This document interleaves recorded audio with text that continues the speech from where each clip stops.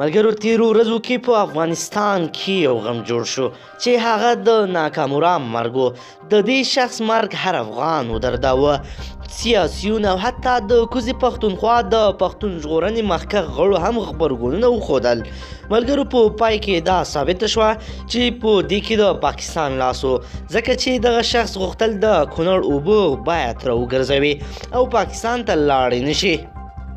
ملګرو د خوستیانو مینه د ناکامرا سره یوازې تر فیسبوک او ټولنیزو رسنیو نه وه، دوی عمل وښوده.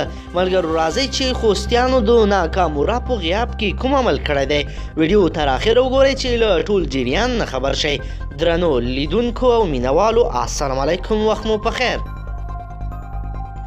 د خوست والی حلیم فدایی د کلدارو د بندولو په اړه سخت ګام پورته کړ او امنیتي ارګانونو ته یې حکم کړی چې د خوست ښار باید په دخولي دروازه کې د جدي تلاشي کوي او ټول ښار او بازار دې څاري. هغه وایي چې په خوست کې د کلدارو راکړه ورکړه نوره بنده ده. هغه وایي چې د مرحوم ډاکټر ناکامرا بدل باید داسې واخلو چې خپل هویت ژوندی وساتو، کلدارې ته نه ووایو. نوموړي دغه ګام په جلال آباد کې د ډاکټر ناکامرا تر وژنې وروسته پورته کړی دی.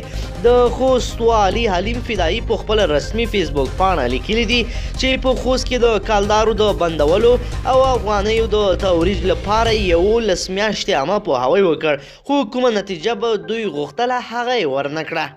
نوموړي همدا راز ویلي دي چې سر له سببه په ټول خوست کې راکړه ورکړه یوازې په افغانۍ وي او د کلدارو راکړه ورکړه نوره بنده ده.